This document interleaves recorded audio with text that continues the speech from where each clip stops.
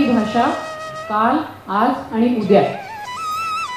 संत ज्ञानेश्वर, रामदास स्वामी, विष्णुभट गोडसे, रणजित देसाई, शिवाजी सावंत, दुर्गा भागवत, मिलिंद बोकील, शाहीर अनंत फंदी, कवी माधव, मंगेश पाडगावकर अशा मराठी साहित्यात भरीव कामगिरी करणाऱ्या साहित्यिकांच्या लेखनातील काही भागांचं अभिवाचन आज सादर करीत आहोत. सहभाग शुभदा चिडगुपकर, क्षितिजा गाताडे, मी डॉक्टर वैशाली जोशी आणि मंजुषा गाडगीळ. संहिता, दिग्दर्शन आणि निवेदन मंजुषा गाडगीळ. की जुनी भाषा आजही आपलं अस्तित्व खंबीरपणे टिकवू नये याचं कारण म्हणजे नाणेघाटात सापडलेला शिलालेख. खरं तर हा शिलालेख ब्राह्मी भाषेतला आहे, पण त्यात एक शब्द आहे महारठी, आणि त्यामुळेच हा संदर्भ मराठी भाषेचा एक पुरावा मानला जातो.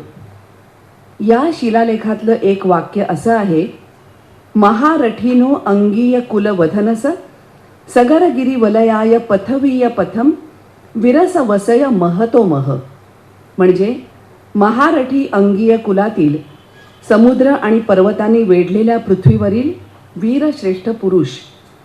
महारठी म्हणजे महाराष्ट्र प्रदेश जगातला पहिला शब्द म्हणजे नवजात बाळाचं रडणं असं म्हणतात.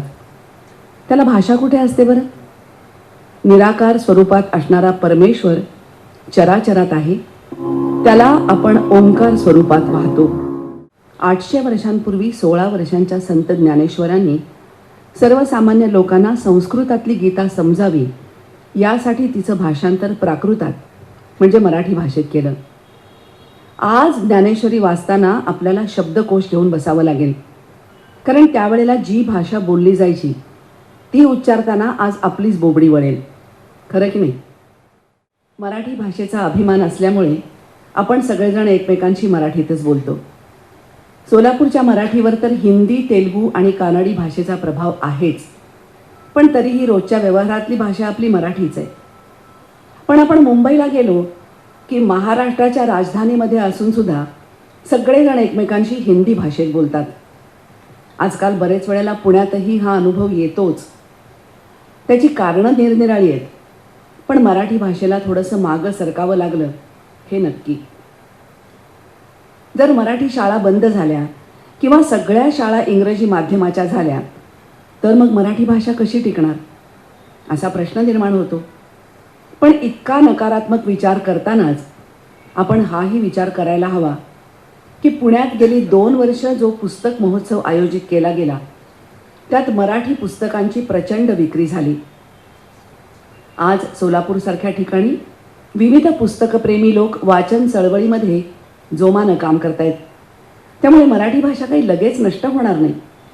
ऋषिकेश गुप्ते, प्रणव सखदेव, अभिराम भडकमकर, समीर गायकवाड यांच्यासारखे नवे जुने लेखक खूप वेगवेगळ्या विषयांवर अभ्यासपूर्ण पुस्तकं लिहित आहेत.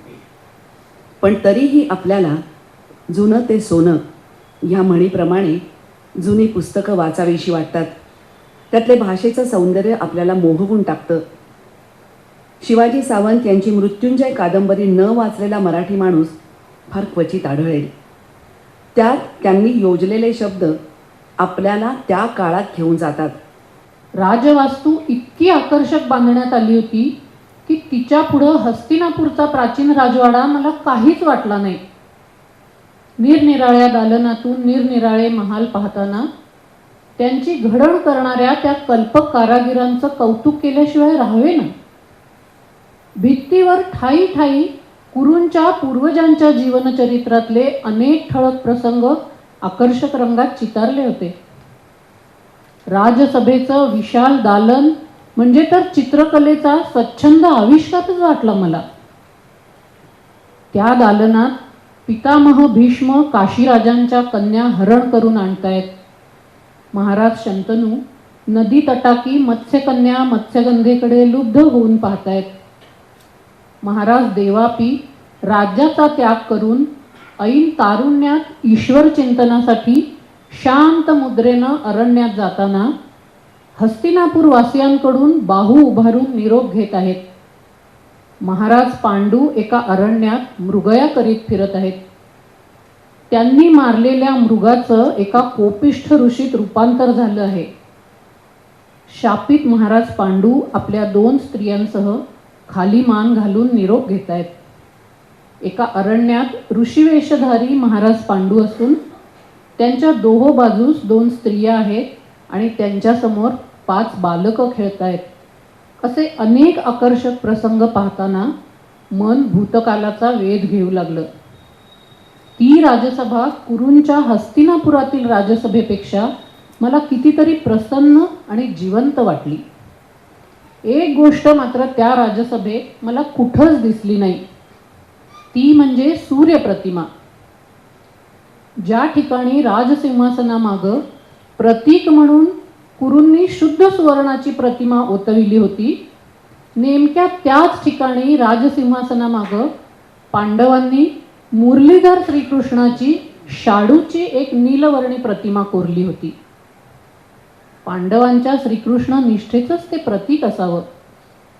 ज्याप्रमाणे शिवाजी सावंत यांच्या एका कादंबरीनं त्यांना नामवंत लेखकांच्या यादीत अग्रभागी नेऊन ठेवलं, त्याप्रमाणेच रणजित देसाई यांना त्यांच्या स्वामीनं अफाट लोकप्रियता मिळवून दिली.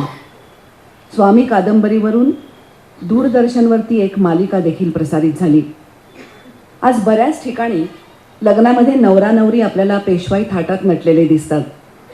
वर वधू विवाहस्थळी येताना वधूला सजवलेल्या मेण्यात बसवून आणतात, तर वराला त्याच्या मागे पुढे भालदार चोपदार असतात, ते हातात धरलेल्या चौऱ्या ढाळत घेऊन येतात. पेशवाई पंक्तीबद्दलची अनेक वर्णनं प्रसिद्ध आहेतच, पण स्वामीमधली पंगत आणि त्यानंतरची नृत्याची बैठक कशी होती याचं चित्रदर्शी वर्णन आता ऐकूया. पंक्तीचा थाट अपूर्व होता. नवरंग मिश्रित रांगोळ्या मोठ्या कलाकुसरीनं रेखाटण्यात आल्या होत्या. प्रत्येकाला रुपयाच्या फुलांनी अलंकृत केलेले शिसवी पाट घालण्यात आले होते. चांदीची ताटं आपल्यावर पडलेला प्रकाश परावर्तित करीत होती.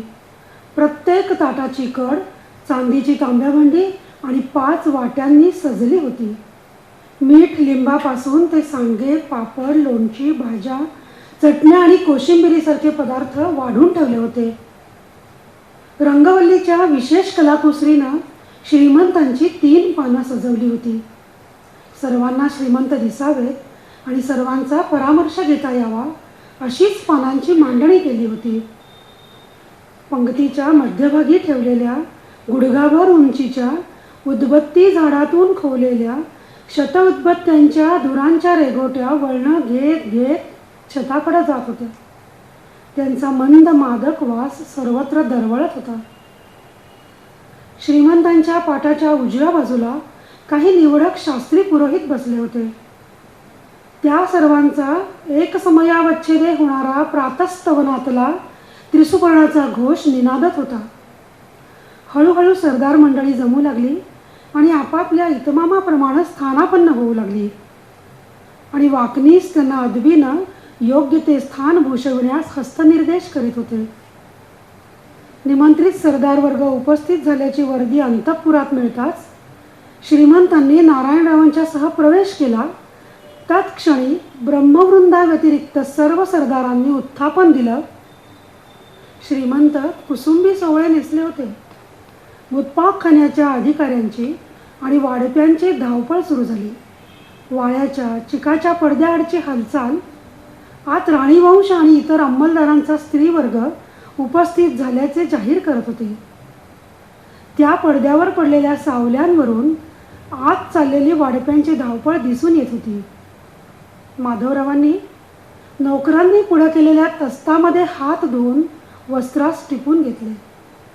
वाकनीसांनी श्रीमंतांच्या ललाटी केशरी गंधाची साखळी ओढली.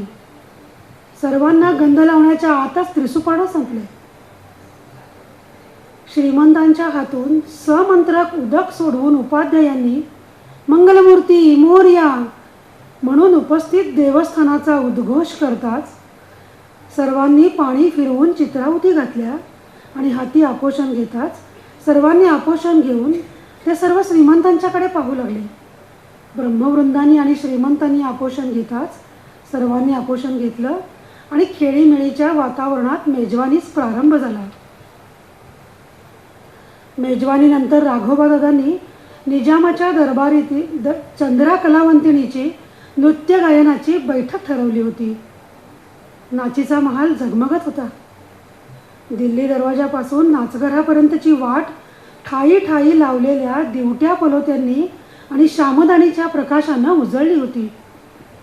नाचघराच्या दरवाजातून आत जाताच बैठकीचा थाट नजरेत भरत होता. रुजामाच्या गालिच्यांनी साऱ्या महालाची बैठक अंथरली होती. प्रवेशद्वाराच्या दुसऱ्या टोकाला भिंतीलगत खाशा स्वाऱ्यांची खास जरताई बैठक मांडली होती. डाव्या बाजूला चिकाच्या पडद्यांनी वेगळे केलेले दालन होते. तुडुम तुडुम हा झडे नगारा एल्गाराचा देत इशारा. भगवा झेंडा उडे फरारा एल्गाराचा देत इशारा. मर्द मराठे उठा उठा तर गर्जत हर हर चला करा तर बुलंद बाका गडतारापुर बुलंद बाका गडतारापुर. धर्मरक्षिका महाराष्ट्रांची प्रसन्न अंबा तुम्हासाची. वर पुण्याई शिवरायांची भीती न उरवी फिरंगियांची.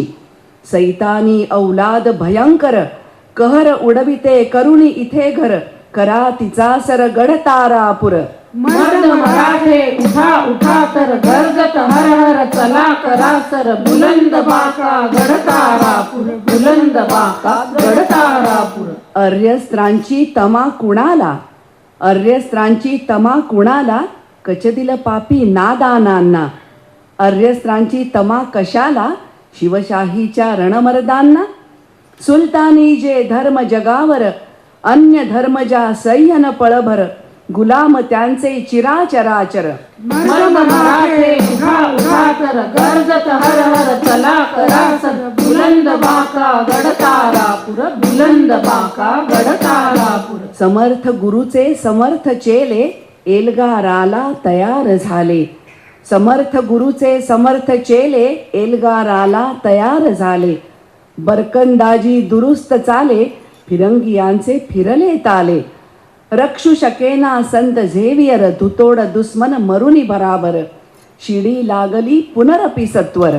मर्द मराठे उठा उठा तर गर्जत हर हर चला करा तर बुलंद बाका गडतारापुर बुलंद बाका गडतारापुर. मारुतीची स्विफ्ट अधिक सुरक्षित 6 एअरबॅग आणि 6 रंगात. मारुतीच्या नवीन स्विफ्टचा मायलेज 25.2 किलोमीटर प्रति लिटर इतका असून त्याची किंमत फक्त 6,49,000 सुरू होते. यासोबत LED rear lamps, USB charger सह rear AC vent, wireless mobile charging, नवीन इंजिन असे अत्याधुनिक फीचर्स देखील आहेत. फ्री टेस्ट ड्राईव्ह साठी आजच भेट द्या चव्हाण मोटर्स, होटगी रोड, सोलापूर.